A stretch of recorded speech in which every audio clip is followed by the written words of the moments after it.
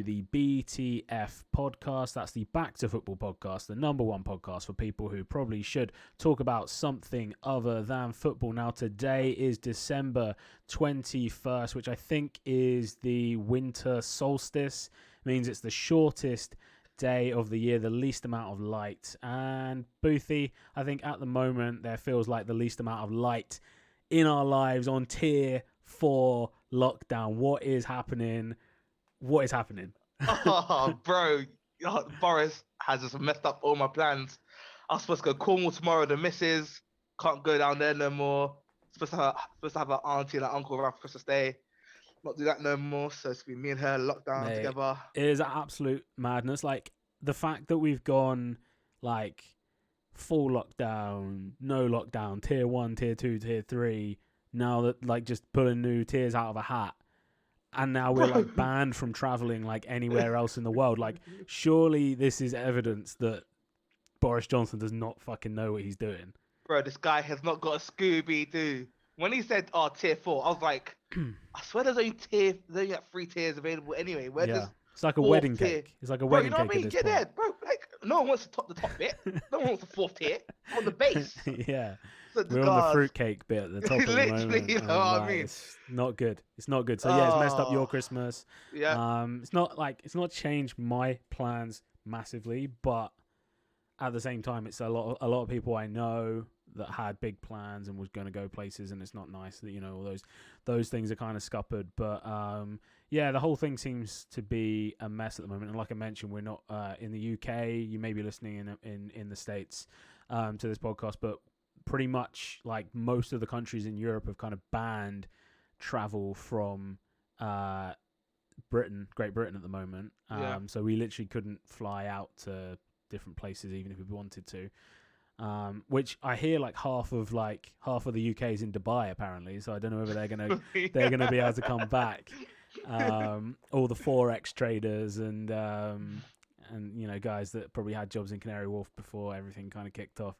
Are living their best life out there. But yeah, we'll try and talk about a little bit of football today. It's going to be more of a laid back show. We don't really have a set direction that we're going to take this in. We're just going to have a bit of a chat about football. And first up, I guess we'll talk about the Burnley game that's just happened.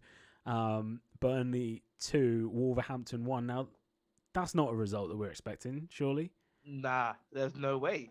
Bro, if you see Wolves' form at the moment, Wolves look somewhat unplayable at the moment. Yeah. And for Burnley to get, let alone a point, but 3 points, that is a huge, huge result for them, bro. Honestly. Yes, absolutely. And like from my point of view, so as a Fulham fan, I'm looking at the teams around us at the moment and seeing they're all picking up points against these at least top 10 kind of teams at the moment. So obviously, did Burnley pick up points against Arsenal?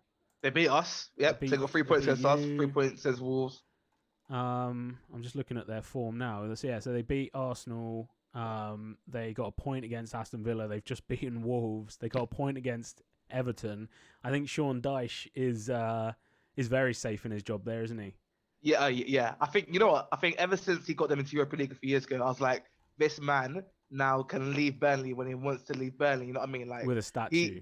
You know what I mean? Yeah, he overachieved that team, and to be honest, he's done very well to keep Burnley in the Premier League with the lack of resources. And let's be honest, Burnley's not the most extravagant place to to live, call home. So it's hard for him to attract players as well. So sometimes you got to give managers their props, and he's one of them. He just deserves the love sometimes, man. I mean, one of a few like random tangents that we can afford to take today. Does Sean Dyche could you consider him for like a bigger job at some point? I mean, I don't know about England job, but he has to be one of the more proven English managers in the league. I feel like he is in that little cluster of British and English managers who will be comfortable at a smaller team in the Premier League, like a Burnley and a Leeds, that kind of stuff.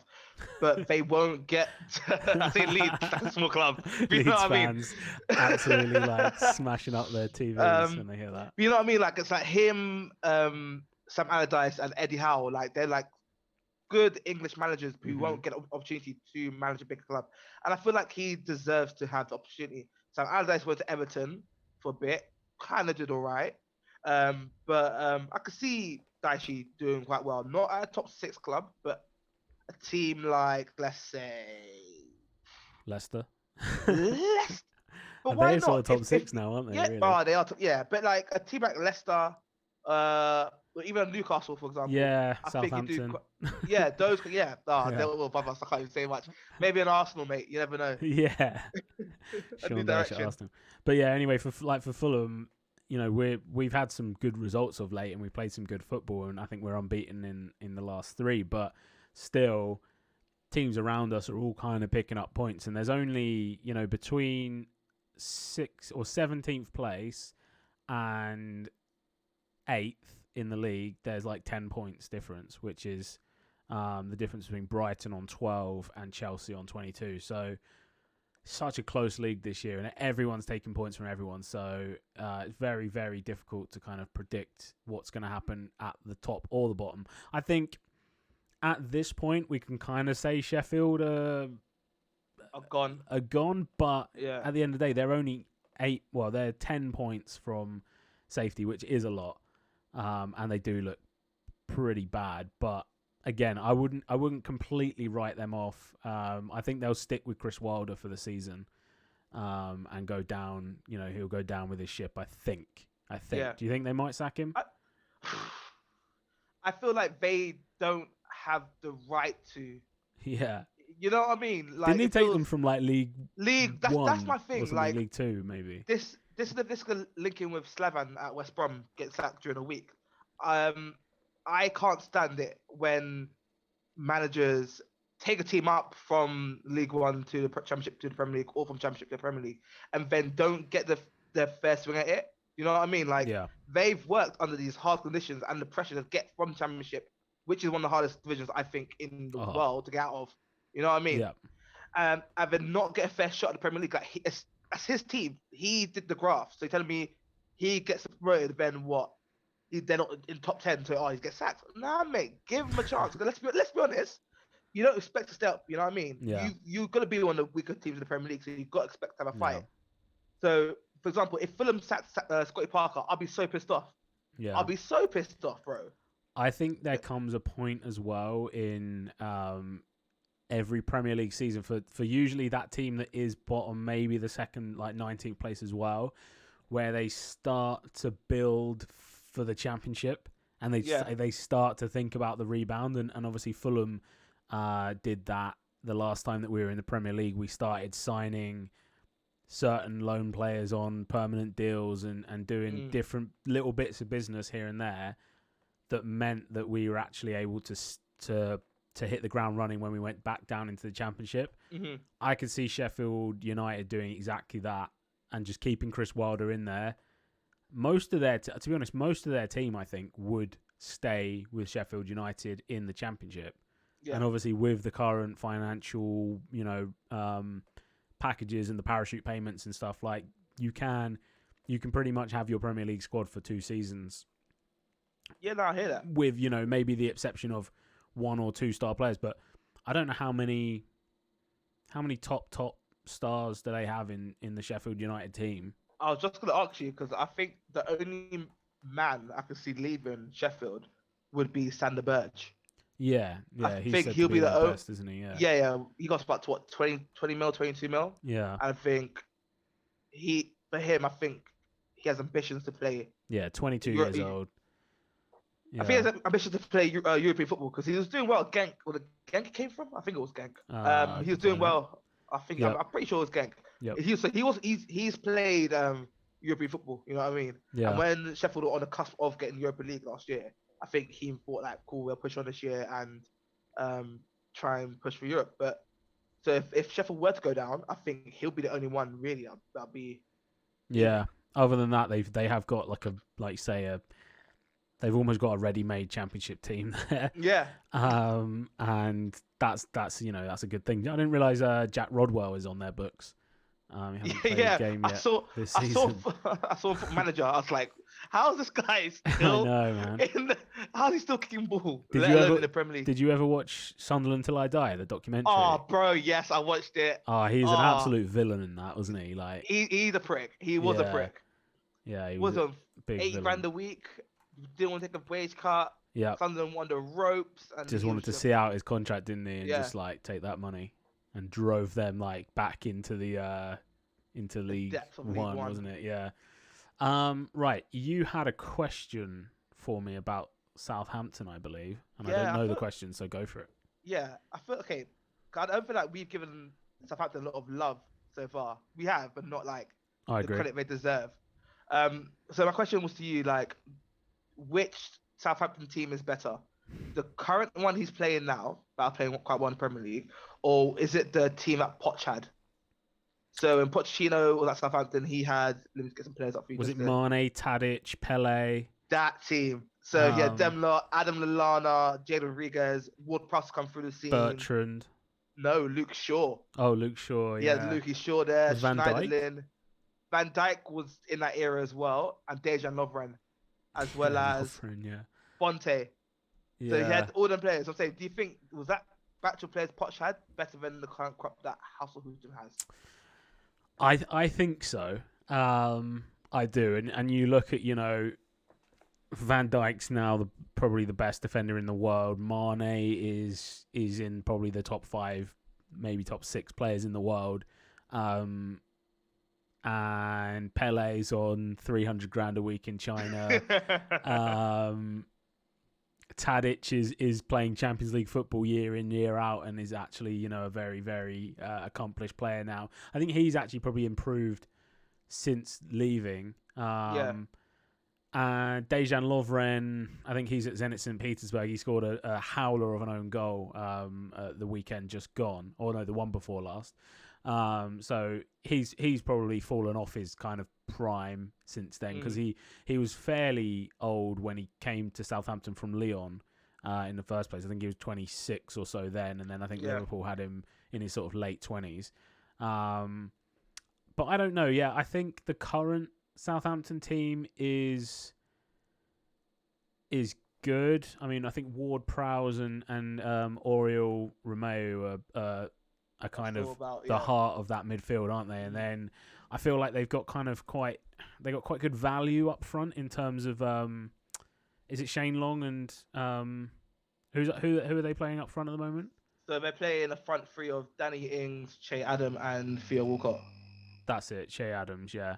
But yeah, so yeah, I mean, on paper, it's a no-brainer. It's definitely the former, the Poch era team.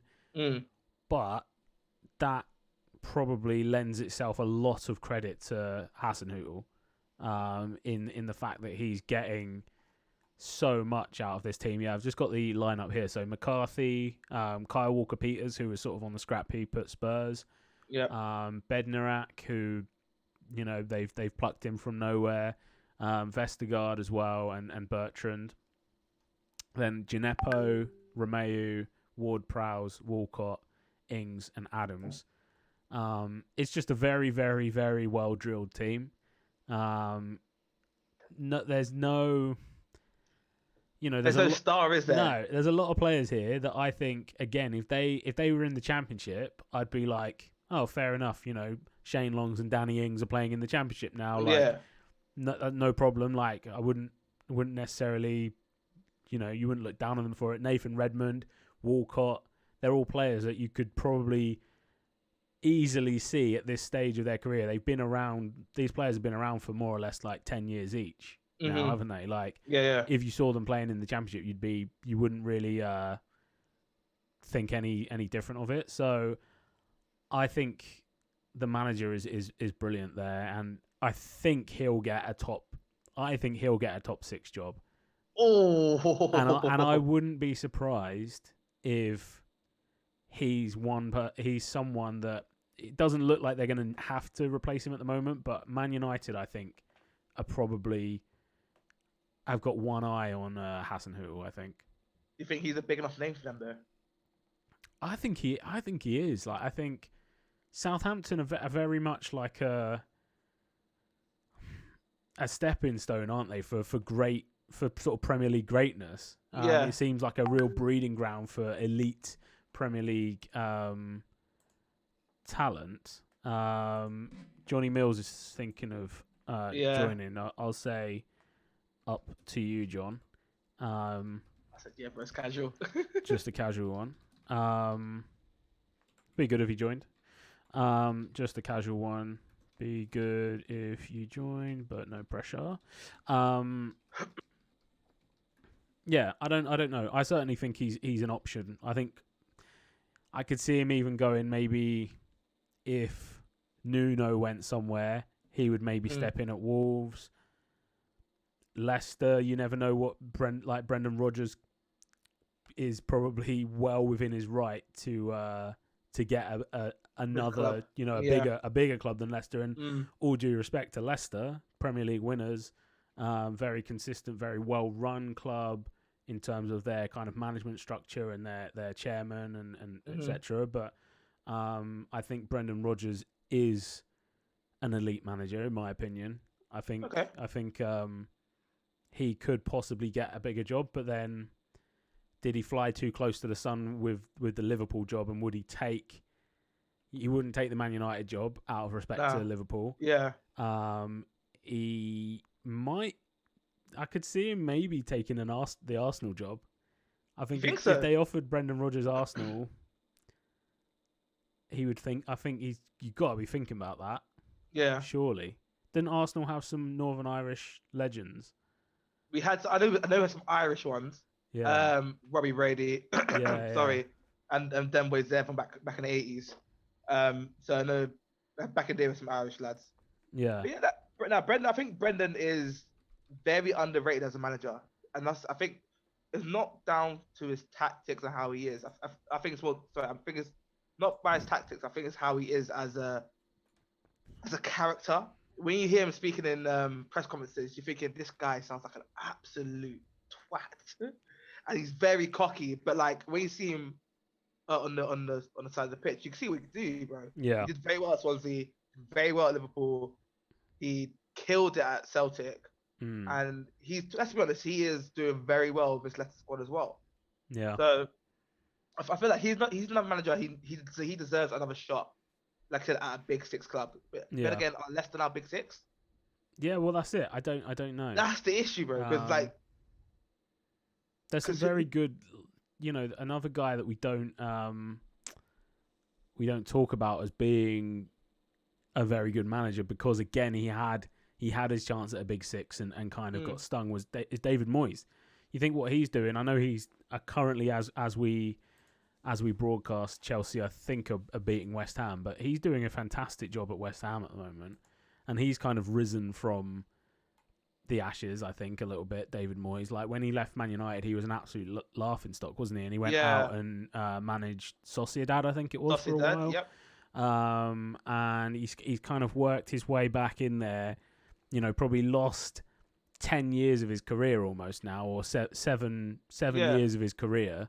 And he's I think a very, very good manager, but maybe again not quite good enough to maybe get one of those top 6 jobs anymore. And ultimately, are the top we're defining top 6, I guess, as United, City, Liverpool, Chelsea, Spurs, and Arsenal. Really, that's the traditional top 6. Arsenal, obviously, the anomaly this year, not playing too well, but generally those are the top 6 jobs. Are those jobs kind of like exclusively reserved for the best managers in the world, or do we go with the best managers in the Premier League? Yeah, I get what you mean. I feel like the only job that's exclusive to world-class, well-named manager is City. Yeah, because if you see City's last managers, they had Mancini, Pellegrini, the Pellegrini, and now Pep. Yeah. So I think they've now set up a certain standard of manager they need to acquire. But if you look at Arsenal and Chelsea and United, they've all gone to former players, not much experience. So I feel like the tide is shifting and they're taking a risk, because with some of these teams, they tried the old way of getting a big name in, and it just hasn't worked. Yeah. So I feel like times are changing a bit in terms of like taking a risk more, which is I like to see it. Really gives the Premier League a different feel. To be Yeah. honest. Yeah. No. I agree. I mean, I don't know about what was. Did Hasenhüttl have a big playing career? I don't know. I don't think. I think he had a bigger one than Klopp. If my memory serves me correctly. Because that seems to be like it's either like an ex-player now that had like an outstanding career, like where they got like 3, 4, 500 Premier League caps, or it's a guy that basically didn't really have a club career. So you're like Mourinho, Klopp, Hasenhüttl. I'm just looking, played for Austria Vienna, Austria Salzburg, and then a couple of other Austrian. He's a bit of a journeyman, to be honest. Yeah. Nothing great. He had 8 caps for Austria, 3 goals in those 8 games. And then his managerial thing, he's gone Unterhaching, Aalen, Ingolstadt, Leipzig, and Southampton. But yeah, you seem to get these players or former players that were never really big stars. I don't think I think Nuno was a kind of backup goalie. I think most of his career as well. I don't think he ever was a starter. Nuno was on the bench for Porto in the Champions League final. Right, with Mourinho. Yeah. Yeah. So I feel like the stigmatism of like if you're a great player, you could be a great coach. I think that's now dead. Yeah. Because if you look at big players who haven't had a great managerial career, you've had, it's a pain to say it, Henry. Yeah. His managerial career has been absolutely, let's be honest, shocking. Do you know what? There was some videos like that I think MLS did. Oh my God, yes, the ones on the side. Yeah, and he's literally like micromanaging the players. And I was thinking, like, if I was a young player and I had Thierry Henry like literally like telling me every single time that I did something wrong, and this is a very good time for John Miller to join us here, because what is the like? Do you micromanage players from the touchline? Good evening, gents. Hope you can hear me very well. Yeah, we can. Good. I'm on the budget laptop this evening. A bit of a rushing around. Just a bit of backstory. Just a sidestep. Ran out of kitten food. Thought I'd run to the shop to get some. Can't get any. I tried 2 different Tesco's. He's a fan of the Tesco own brand. Oh. And I had to fork out for the old Whiskers. Jeez. I know. It's Christmas. It's Christmas, isn't it? Christmas, man. It's Christmas after all. So yeah, you can have Whiskers, but in the new year, no, you need to get back on your Tesco own. As you were saying, do I? No, only the defenders really. Okay. Getting them into position, pushing up and stuff. Or yeah, because they're kids and they're young, and sometimes they get enthusiastic and stuff. And I think as a coach, when Boofy's played the game. I think it was sort of testament to this. I think as a coach, it's the easiest, and you actually in all walks of football, you hear pundits say it all the time. Defending is one of the easiest things to coach. So when a new manager comes in, he sort of say David Moyes comes in, he tries to like stop them leaking in goals. He steady the ship, and then they might be playing terrible football, but they're not letting in goals. And then the hardest part is to be creative and do stuff. But obviously, because I know that with that in mind, my focus is on a match day on defending, making sure people are picking up, they're not going out of their position.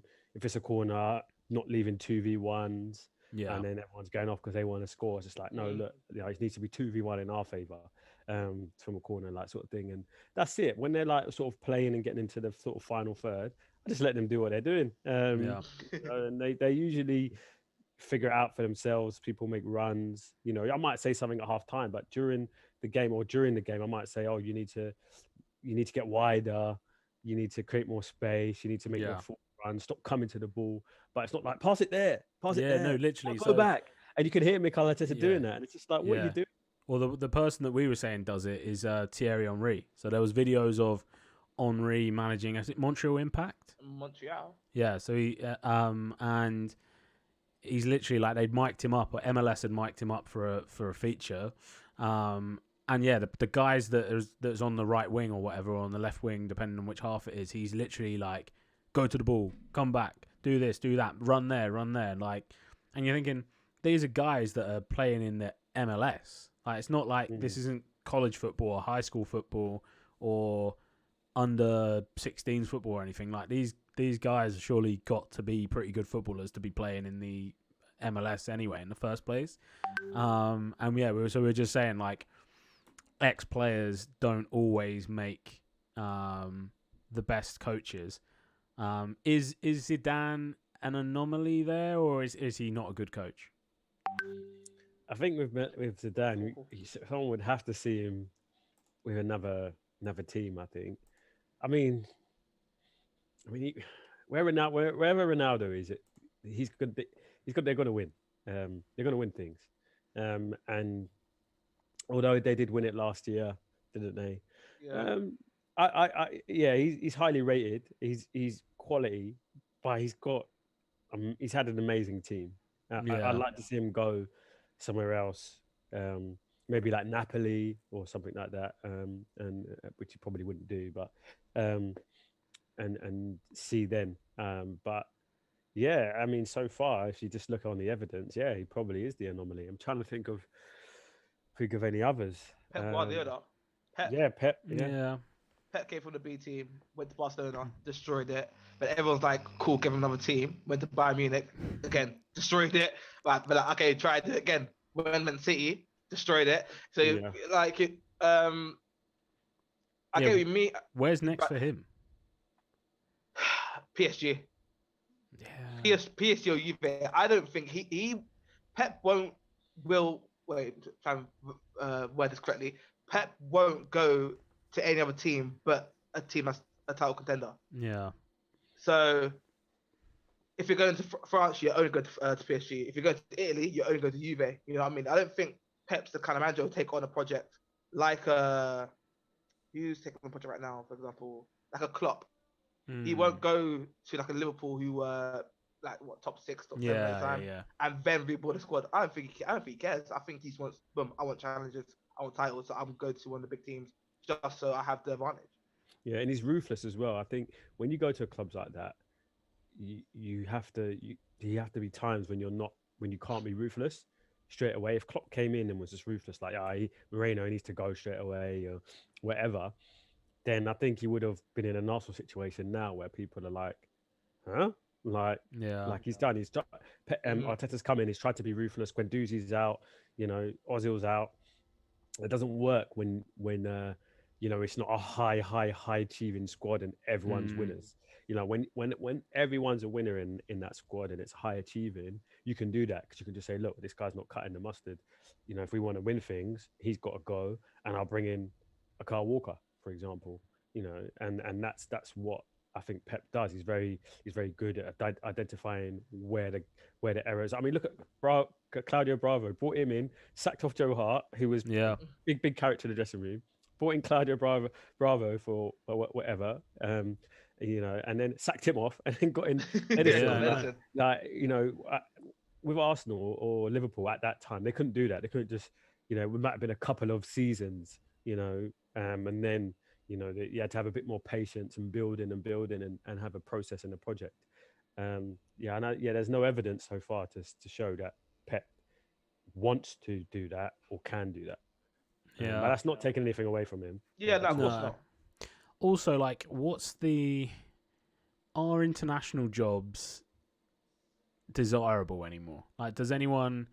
Is an international... is a Premier League manager basically like a higher... job than an international manager? So if you're Man City manager, is that bigger than being England manager? Like, I'm just genuinely interested in that. Like, would Pep Guardiola go and manage Spain, or is it just you become a club manager or an international manager? Because has Southgate ever did Southgate injure? Did Southgate? Middlesbrough. Was that manage Middlesbrough? Yeah, but then. I feel like it's a very because obviously he was England under 21s, wasn't he? But I feel like if you're a high caliber manager, for example, like a Pep, I feel like because you're basically guaranteed a big job in club football, I feel like those jobs take priority over national Yeah. team jobs. But Yeah. when your manager like Gareth Southgate, who was Borough, took them down, to then have the opportunity, I know like 10 years later, have the opportunity then to manage England, I feel like for him would be a bigger opportunity, because let's be honest, he will never ever get like a top 6 team in the Premier League or in France or in Italy or Spain. He will just get teams in the lower half table. One other than guys like Pep. Pep is guaranteed a top team. Klopp is guaranteed a top team. I'm not saying they will never not manage them a national team, because look at Mancini now. Mancini is at Italy right now. A few years ago, Mancini was at Man City. So I feel like it depends where the manager is in their career. If you're at the top of your game, at the peak of your powers, you're not going to take a national job. But if you're coming off a bad sacking or a couple of years out, like for example Enrique now at Spain as well, left Barcelona job a few years out, now the Spain manager. I think it's very dependent on where you are in your career at that point of time. For me personally, Yeah, no, I'd agree with that. I think someone like, I'm trying to think of who's the top Englishman. He's not English, is he? But let's just say Brendan Rodgers was English for argument's sake, right? Just for argument's sake, yeah. Then he is less likely to go for England than say Eddie Howe. Yeah, Eddie Howe. You know, you could see that. You could see Eddie Howe taking the England job if they get rid of Southgate, maybe 4 or 5 years down the line, and the nation wouldn't mind. They'd be talking about how much great football Bournemouth played, and that would be a massive step for him. He'd probably view it as this is the pinnacle, whereas somebody like Arsene Wenger probably wouldn't look at the French national team as the pinnacle. He'd probably look at Real Madrid as the pinnacle, and which he does anyway. Which he says, look, I stayed with Arsenal because they wanted to build this stadium, and I turned down Real Madrid to see through this project, and that was the pinnacle. So give me my 9 million or 11 million or whatever the hell it was a year. But yeah, no, I don't think that. I agree with you briefly, 100%. I think it depends on the manager, and yeah, if you're in a top 4 team across the superpower nations, then no, that's not the pinnacle. The pinnacle is kind of maintaining it with that big, staying with a top team, and then it's sort of winning the Champions League or whatever with that team. And you hear managers say all the time they miss the day-to-day of club football as opposed to internationals, when you don't get to see the players as much. Yeah, it is interesting because you got Frank de Boer is Dutch manager, and he was like probably the least successful Premier League manager of all time. I think he had like 8 consecutive defeats or something, didn't he, with Crystal Palace? Hella L's. You got which obviously he was a 90s player for Holland. You've got Didier Deschamps, World Cup winning captain in 98, French manager, pretty much a mainstay. Southgate, again, 90s player for his national team. I think you have to have, I think national teams are kind of moving more towards people that had good times in the national team when they were players. I guess Yogi Low is a bit of an anomaly there, but he's kind of might be coming towards the end of maybe the project with the German team, but he's sort of part of something different. But even then, they had Klinsmann at the start of that journey that was kind of like co-manager, wasn't he? And again, he was a star in the 90s for the national team. So I don't know. I just think national managers are almost like in a different pool. And if we look at like England's most recent managers, or like managers since like Glenn Hoddle, I don't think really had a career after England because he said that weird thing about people in wheelchairs that have been punished by God or something. Yeah. Keegan never really had much work after England. Ericsson's like had about 1 million jobs, but they've been all around the world. I think he's been managing so since England, Ericsson went City, which obviously that's not a bad job.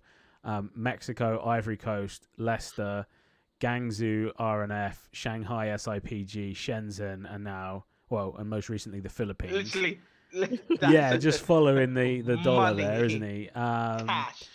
Steve McLaren, pretty much.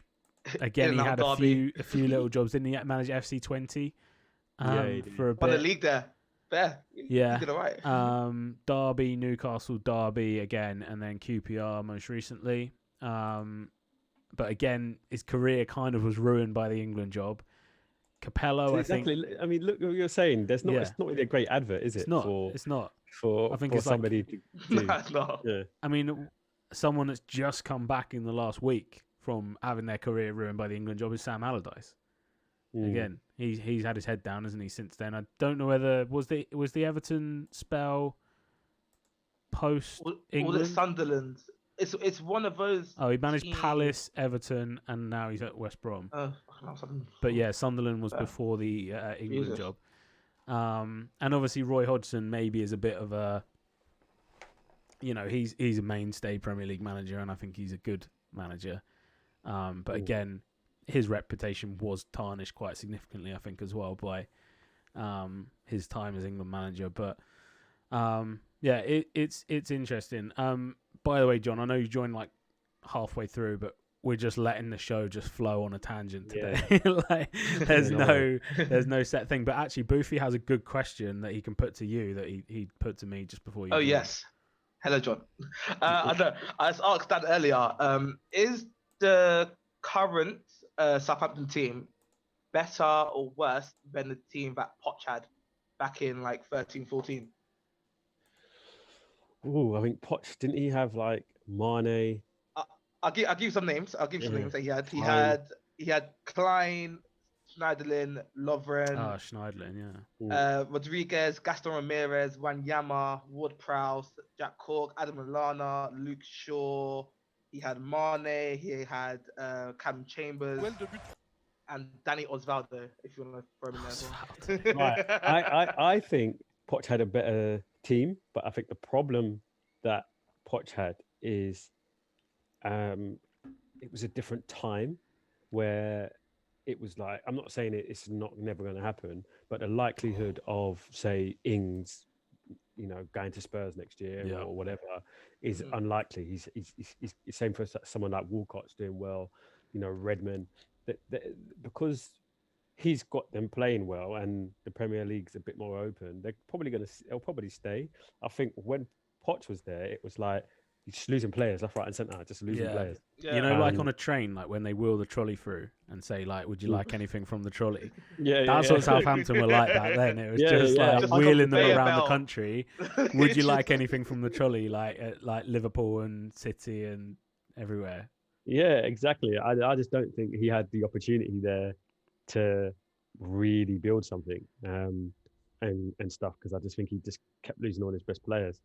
That's a tough one. I would think it's slightly better. I think this current team's got a better forward line, where you've got somebody that's putting the ball in the net like weekly in Danny Ings. I don't think Mane was that prolific, although he did rip up a few teams. He wasn't as prolific as he is, say, now than as he was then. I'm not sure who was their main. Was it Pella? Pella. Yeah, Pella was their main man. Yeah. Again, Danny Ings is better than him, in my opinion. So I think their forward line's better. But I just think player for player, I think he did have a better team, but he just never had the opportunity to keep them for long enough. Yeah. Back to Southampton. How many of these boys get into the Euro squad next year for England? Ward-Prowse. So you've got Ward-Prowse, Shea Adams, Ings, Walcott, Walker-Peters, Alex McCarthy, and Ryan Bertrand. So you've got about 8 English players that start week in, week out. So not alone Redmond as well on the bench. I think Gareth Southgate's got his favourites. And I think as much as we all want to pick or want him to pick the players that are in form, so if Bertrand is in form and they end up finishing in the top 4, you'd want him to go. But you can see him just not picking him because he's not his favourites, one of his favourites. Theo Walcott's done. I'm surprised he hasn't retired. I'm just surprised he hasn't. He's not really getting a look in at the moment. I just think he doesn't fit the system that England that he's playing. Ings needs to go 100%. He needs to go as a sort of light for light backup for Kane if sort of Kane gets injured. Vardy's retired from international duty. I don't see him coming back. You'd have to. Surely you'd have to take Ings. Yeah. And the keeper. I think probably just those two. What, McCarthy? Yeah. Interesting. Yeah, I agree. I think Walcott would be a great story, obviously, because it's like 15 years on, isn't it? From Ericsson kind of snatching him from the crib back in what was that, like 2006 World Cup? Yeah, 2006. Yeah, that was ridiculous. When he was like 16 and Ericsson had just seen like a little VHS of him or something, isn't he? Like, and nothing else. Which isn't that crazy in itself that back then we had like basically like one young talent that like the manager hadn't really even seen, but he just heard this kid's good, and that was enough to go to a World Cup at the time. And you think now, like that would be the equivalent of like, I guess it would be Jude Bellingham getting in the England squad for. Yeah, it's not even because at least he's playing. Yeah, and he's yeah. It was crazy, like, but yeah, that would be like obviously a really good headline if Walcott, managed to go to two different tournaments, sort of 15 years apart. I think Che Adams is an outside chance. I think he's playing really well. He's a really strong player in that system. But he would have to, he's up against Calvert-Lewin, Harry Kane, Danny Ings as well. Surely there's probably not room for Danny Ings and Che Adams in the England team. So yeah, Kyle Walker-Peters as well is probably on a reserve list. Who's his competition? At right back, Carl Walker, Wan-Bissaka, Carl Walker, Reece James, Ainsley Maitland-Niles, Kieran Trippier. He ain't going, bro. Isn't Trent a right back? Oh shit, Trent. Yeah, he's not going. He's not going. Walker-Peters ain't going. Crazy, bro. He's not going. But like he's probably fifth reserve or something like that. Bro, he's not even in the car, bro. I feel sorry for him. But yeah, James Ward-Prowse, I think, for me, has a place. I forgot about him. Yeah, I think just based on his dead ball ability alone. Yeah, like, we don't have anyone. He's like Beckham reincarnated. Yeah, we don't have anyone else that's so prolific in the Premier League with it. Like, Sterling might do one a season, but that's it. There's guys that can, like Harry Kane could probably bang one in 20 as well. But Ward-Prowse is putting it on the money probably every time. Yeah, and if not hitting the target, maybe 2 out of 3, which is crazy for a return on investment there. So yeah, the problem is his overall play. I don't know if is it good enough. Yeah, that's the thing. As his overall play, like apart from set pieces, and look England. Yeah, scored, and their last tournament, didn't most of their goals come from set pieces? It did, it was. England was not all of them. Exactly. Yeah, because does he take a spot from Declan Rice? Does he take a spot from Jordan Henderson? Does he take a spot from Jack Grealish? Mason, you talk about favourites. Mason Mount plays pretty much every game for England. Yeah, Winks is in there. Harry Winks. I would probably take Ward-Prowse over Winks. Yeah, I would, but Winks is, like I said, Winks is one of the favourites. Yeah. But what about Maddison at Leicester? Maddison as well. Does he go? Yeah. Maddison, do you know what? Maddison can take a dead ball. Dead ball as well. He's a good free kick technician. I don't think he takes both of them. I think he takes one or the other. Yeah. Yeah, I think he takes, and I think he. I'd lean towards Madison. I'd probably take Madison. I'm not gonna lie. Yeah. Because his overall gameplay is better. He's a better footballer. Yeah. Mate, which is a shame. Which is a massive shame. I think it's where it's systems as well. It's just managers' preference and systems and stuff. But I just think, it also, to be fair, on this occasion, I do think it does depend where Southampton finish. Yeah. And if they keep this run up, imagine if they kept this run up and managed to finish third and he didn't take him. That'd be nuts.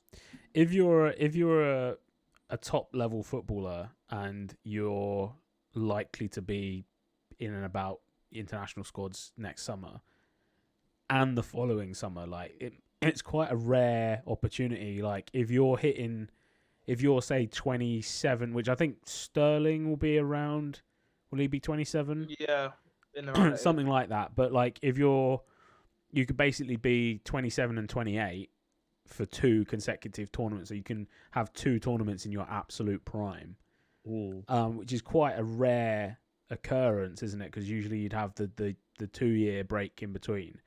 But assuming that we play 2021 and then out in Qatar,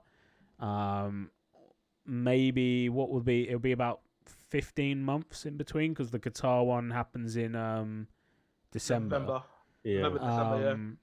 But yeah, it's quite a good opportunity for players, if they can make their mark next summer, that we kind of roll into the following tournament, and hit the ground running. And I do wonder with England whether we're probably still more likely to win something in the Euros, aren't we, than we are in Qatar.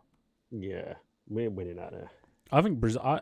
I mean, again, let's take another random little tangent. Anyone that you would tip to win the World Cup in 2022 at this point? France or Brazil?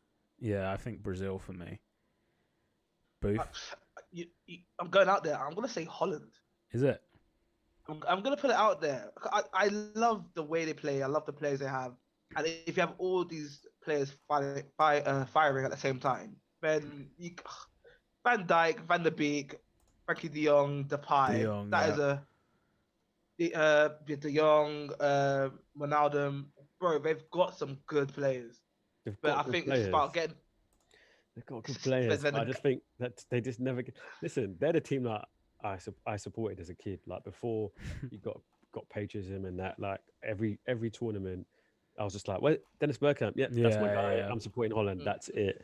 And you struggle to get a team better than that, and they nearly done it, but they lost. And then when they got to the final against Spain, they lost their head. I just think everything needs to fall into place for them to win it. And I just think Mbappe, he's so young. He's still to like.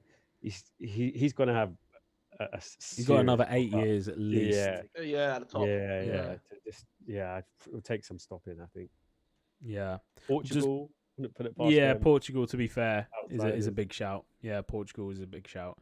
But yeah, I do like. I think that current Brazil team is very good. I think they're still playing with Thiago Silva at the back at the moment. In sort of 2 years' time, you would think that he won't still be kind of leading that back line, but I think Neymar will do everything he can to win a World Cup. I think like he sees himself as a player that should have a World Cup to his name, and he won't be recognised kind of with your Ronaldos, Ronaldinhos, Pelés, unless he gets a World Cup. We're not talking about Argentina either. Do they just not have enough depth behind Messi? And is Messi going to be too old? I think Messi's going to be too old. He's too old. I think most of the team now is now at the back end of their careers now. We've got Aguero, 30s, Higuain, 30s, Di Maria, 30s. And I don't know of any up-and-coming Argentinian talent. Yeah. You got Dybala, but then can Dybala really carry a whole nation on his shoulders? Nah. You know what I mean? Nah. And defensively, I don't know who they got. They got the Tagliafico guy from Ajax. I think Otamendi's still playing. Anything. He's playing against us in the Europa League, actually. Otamendi. Yeah. For who? Otamendi. For Valencia, is it? Benfica. Benfica, that's it. Nah, they're all too old, man. I would struggle to see them get past a Holland or even a Portugal. I think Portugal would beat them. Yeah. It'll be a very interesting World Cup. It'll be crazy because it'll be this time, like where we are now, 2 years from now. We'll have a December World Cup to get stuck into, which I'm kind of looking forward to that. But no, yeah, same. My girlfriend's so pissed. The final is on her birthday. Is it actually? Is it? Oh shit! Poor Beth. She fumes. All right, let's quickly then talk about football coming up this weekend. I think, are Arsenal going to get any points? I was going to say, have you touched on Arsenal yet? Nah, John. That segment.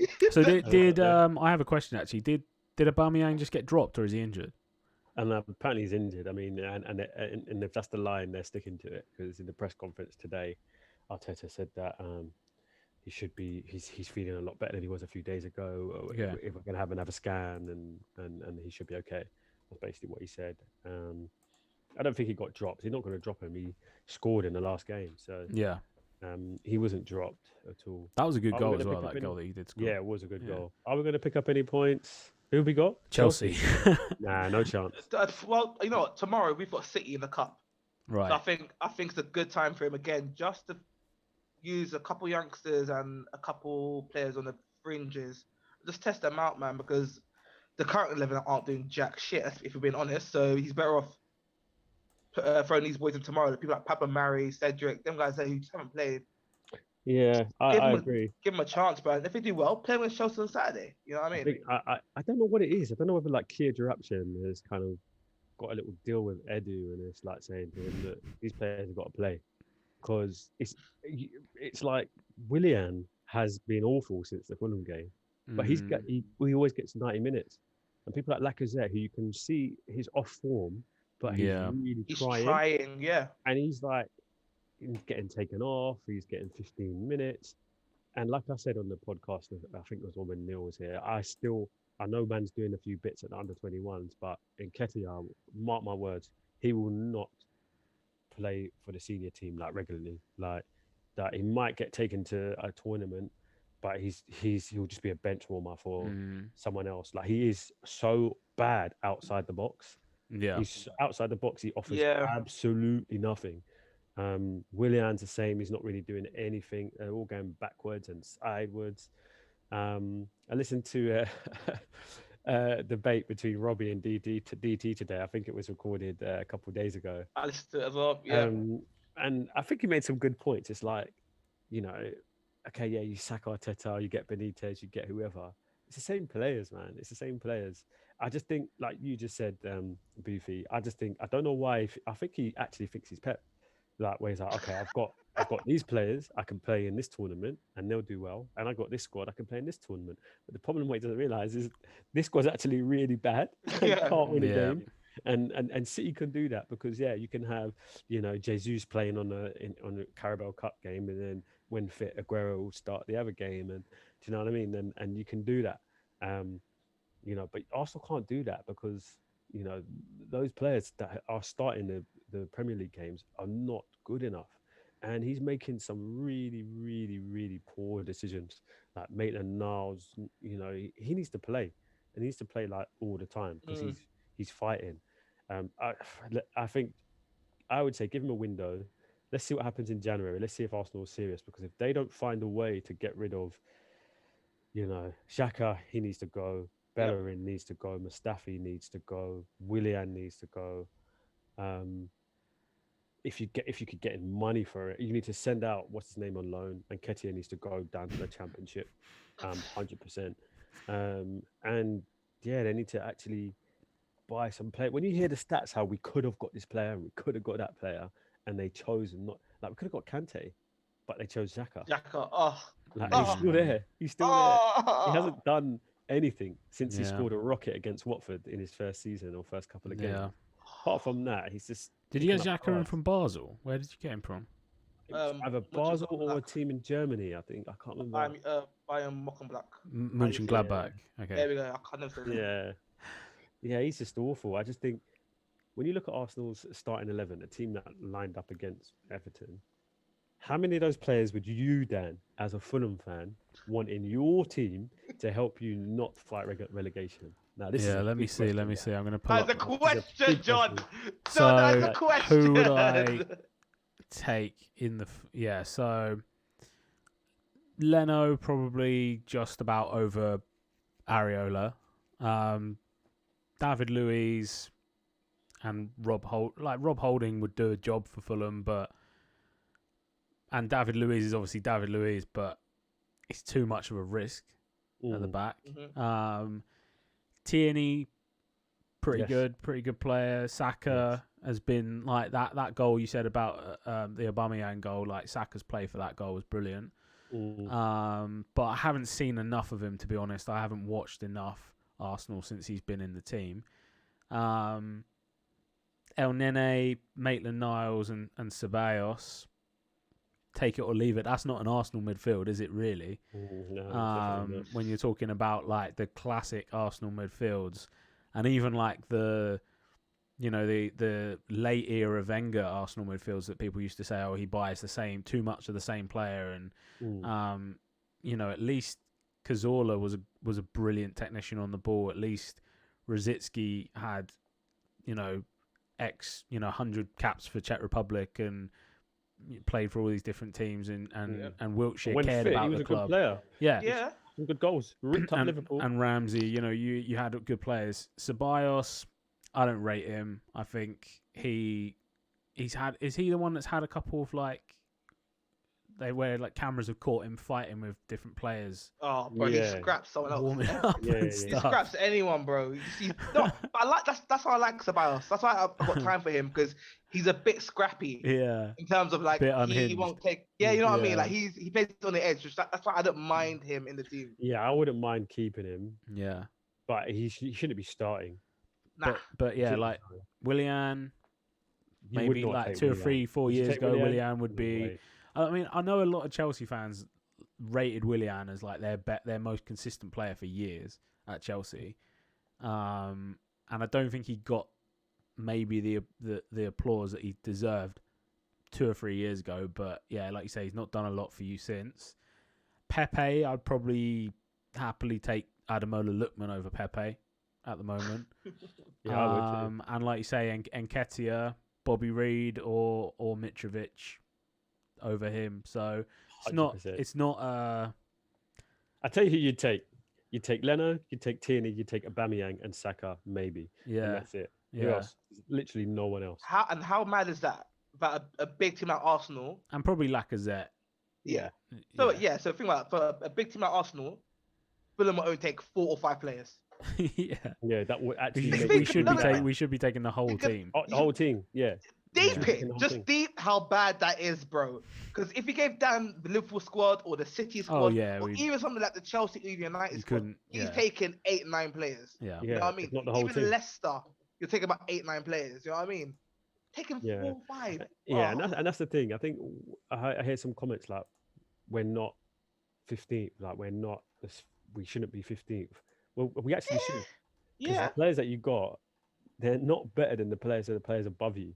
You know, I don't think Wolves would be clamoring to get 4 or 5 Arsenal players. You couldn't give them away. We couldn't give Mustafi away in the summer. Do you know what I mean? Like, so apart from maybe Maitland-Niles was linked with Wolves, that's about it. Like, we are probably the 15th, 16th, 17th best team in the league at the moment. And honestly, I think we are going to finish in the bottom half of the table. Like 12, 11th, 12th. Yeah, 11th, 12th, 13th. I think we will turn it around enough because a lot of those players will go, shit. Like, and when they do want to turn it on, they will turn it on and they'll avoid relegation. But I don't see us winning a cup or anything like that this year. I just think it's going to be a dread season. And especially if they are, as the board is saying, going to stick with Arteta, because it's not just Arteta. Yes, he's micromanaging the way they're playing and stuff. And maybe he's doing that because he doesn't trust them to do the stuff he wants them to do properly. Someone made a point, I think it was maybe 1 or 2 games ago, that Klopp had the same points tally that Arteta has now in his first season. So he was kind of in a similar sort of position. And if Klopp can do what he did, then we should give Arteta time. But Klopp, won the league with Dortmund and was finishing second most seasons and was playing Champions League. You weren't putting out cones and just doing 1-to-1s and just trying to work on one specific element of Raheem Sterling's game. He hasn't done enough to. I don't have faith in him. I'd be happy to be proved wrong in 2 years' time and we're winning a Premier League. I'll take it. But I just, for now, just like Nketiah's football career, I just don't see it. I just don't see it with Arteta at the moment. Yeah, and that's the thing. What is the what is the turnaround for Arsenal? Is it just getting back into the top 4, getting back into Champions League, or really you want to win the league? That's that should be the goal. You shouldn't be like, oh, hopefully Arteta can turn this club around and we'll get back to finishing fourth. Like every club, I think, should be aiming for first place. And I think 100%. that has probably been a bit of a criticism that you could easily have of Arsenal over the last 15 years. With Wenger made is that actually like not winning was not really too much of a a problem. End all. And I think that maybe that culture as well at the club has kind of spilt over a bit. But yeah, so Arsenal probably took up most of our time there. I'll quickly run through some fixtures from this weekend or from the Boxing Day fixtures rather. And you can just give me your predictions for who you think will win. So we've got Leicester versus Man United as the lunchtime game on Boxing Day. Boothie? I'm going to go United. John? If I was putting money on it, I'd put it on a draw. But I think United are purring at the moment. And Leicester are inconsistent. They're great, but they're just slightly inconsistent. Yeah. So I'm going to go United. They lost to Fulham, didn't they? Then we got Villa Palace. Based off the weekend, that's got to be a Villa win, but I'm going Palace. Yeah, Palace just because of that inconsistency. Yeah, and they've lost a few, and Thingy's due a good game, isn't he? Zaha. So I'm going to go for a 2-0 Palace win. Zaha double. Nice. Boofy, Fulham taking on Southampton at Craven Cottage. There's no fans, is there? No. Shit. If the fans were there, I would have gone for the. Yeah. But I'm gonna go for Southampton. Okay. I feel like the lack of fans is actually a kill for them now. I feel. Cool. Then the evening game, 5:30, is Arsenal versus Chelsea. I'm going for a 2-1 Chelsea win. 2-1 Chelsea. Yeah. Booth. It's another stale. 3-0 Chelsea. 3-0 Chelsea. Then City versus Newcastle. City. Yeah. City haven't been smashing teams lately, have they? But probably a City comfortable, 2-0? 2-0 City, simple game done. Yeah, the defense has been really good. Yeah, defensively they've been good, but they haven't been banging them in up top. And then Sheffield United versus Everton is the last game of the day at 8 o'clock. Everton have been very good. Everton are back in the groove, aren't they? Yeah, we've got Richarlison back. Yeah. Where is it? Is it in Sheffield? Or is it Sheffield, yeah. Bramwell Lane. Yeah, I'm still going Everton. Home doesn't mean anything at the moment, does it? I'm going draw. Sheffield, because Sheffield didn't look bad against United when I watched the game. Yeah, United just sort of squeezed the win out, didn't they? Yeah. If we're being honest, Everton weren't that great against us. And considering how shit we are. So I'm going to draw there. Cool.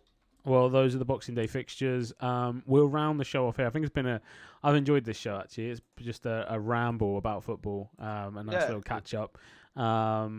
But yeah, if you enjoyed the show, then make sure you give us a follow on Twitch, and then also subscribe on YouTube. And if you're listening on Spotify, make sure you like the podcast, and you'll get updates every time that we post a new show. Boys, you excited for Christmas? I know it's not quite the same this year, but John, are your little ones looking forward to Santa? Yeah. I mean, they had the old Santa visit the other day. Went to a farm and he came out singing some songs, giving out toys. It was like a breakfast thing at a garden centre. So they saw Santa. His beard was a bit short. Was he wearing a mask? He's got a little stubble. He's wearing a visor as well. He had a bit of a Dan beard going on, rather than a big one. But it is what it is. I am. I mean, to be fair, Christmas Day was going to be what it actually is. The plan this year was to have it just us, and Boxing Day was meant to be the big day where family was coming over, which is now cancelled, which is a shame. No, I'm just looking forward to stuff in my face, That's what it's about, isn't it? Christmas is about, isn't it? Yeah, just getting lured in by the treats that they got on offer at the supermarkets, and just stuffing your face with whiskers, turkey and stuff, turkey and stuff, and flavoured cheese balls, whatever it is. Yeah, it's just the season. And Boofy, we know your plans are curtailed a little bit, but you're still looking forward to it. Yeah, no, yeah, I am. The only thing I'm not looking forward to is like the cooking. Obviously, it's the first one about the parents, isn't it? So Yeah. I It's all usually on you. wake up, have a bit of cocktails in the morning, get a bit merry, get a bit festive, eat dinner, and slump out. But this year, I've got to wake up, I've got to cook, I've got to clean. Wash up. Wash. Yeah, it's a ball ache. But yeah, now first of all, the missus by herself, so it should be a good one. All right, well, I look forward to it. We'll be back next Monday, and there'll be plenty of football to talk about. But boys, thanks for joining me, and yeah, we'll see you all next week. Merry Christmas. Merry Christmas. Merry Christmas.